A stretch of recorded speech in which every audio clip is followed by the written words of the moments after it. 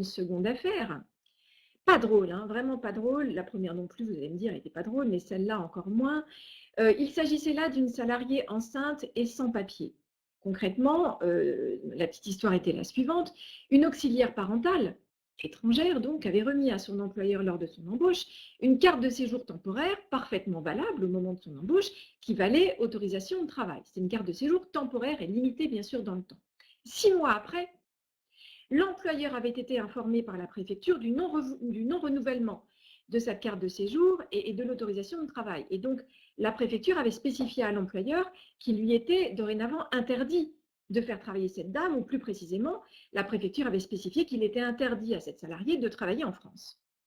L'employeur alors, tout à fait logiquement, l'avait convoquée à un entretien préalable pour un licenciement et la dame avait été licenciée peu de temps après au motif de l'interdiction de travail notifiée donc par la préfecture. Entre-temps et avant la notification du licenciement, la salariée avait adressé à son employeur une lettre l'informant de sa situation de grossesse, l'informant qu'elle était enceinte. Donc, question à laquelle ont eu à répondre les juges, quelle est la réglementation qui prévaut? Est-ce la protection de la femme enceinte contre le licenciement ou bien l'interdiction de faire travailler un salarié étranger sans titre de travail régulier? Dites-moi.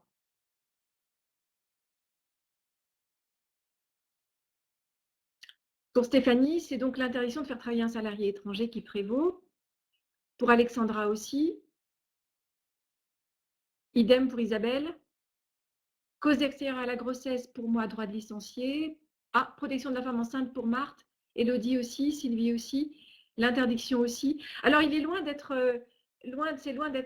d'être facile. Hein. Cette affaire est vraiment pas simple. Protection de la femme enceinte pour Ségolène.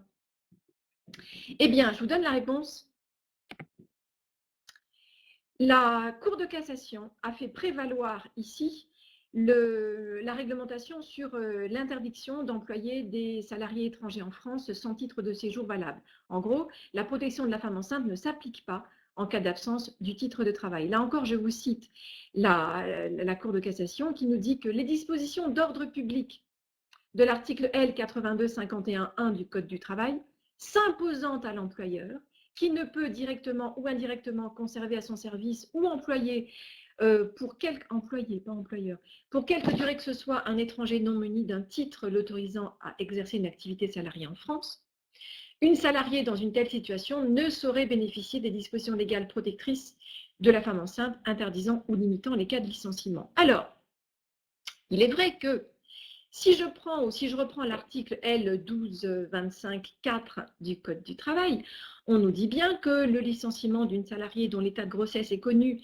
par l'employeur à la date de la rupture du contrat ne peut être prononcé qu'en cas de faute grave ou d'une impossibilité de maintenir le contrat pour un motif non lié à la grossesse.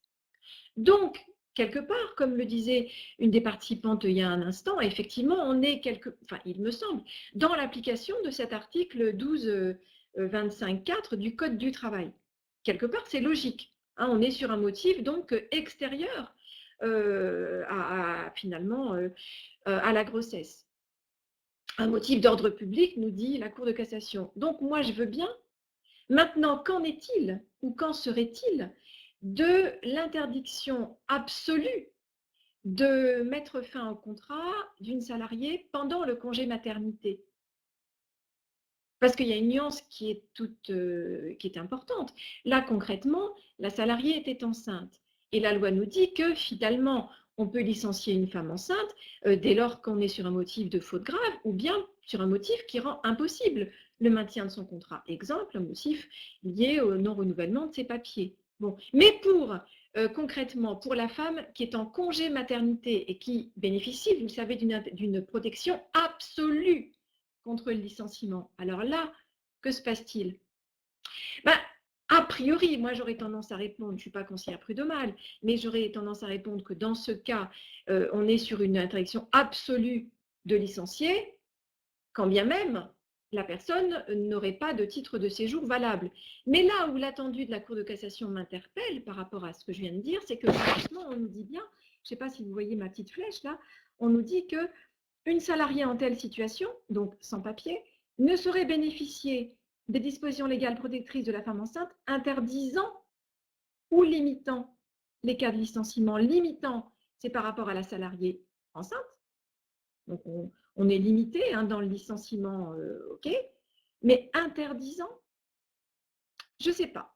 Donc hein, à suivre de près, parce que je me demande hein, si cette formulation n'autoriserait pas le licenciement également de la femme enceinte pendant son congé maternité. Alors à suivre, j'espère pas, mais à suivre. Voilà. Bonjour Pascal, merci de nous rejoindre, même si vous avez eu une audience ce matin. Alors, je continue. Pour le congé maternité, il faudra attendre, Isabelle. Oui, je suppose. Je suppose. Mais ce qui m'interpelle, c'est simplement cette formulation donc, de l'attendu de cet arrêt de la Cour de cassation du 15 mars dernier. Ça m'interpelle un tout petit peu.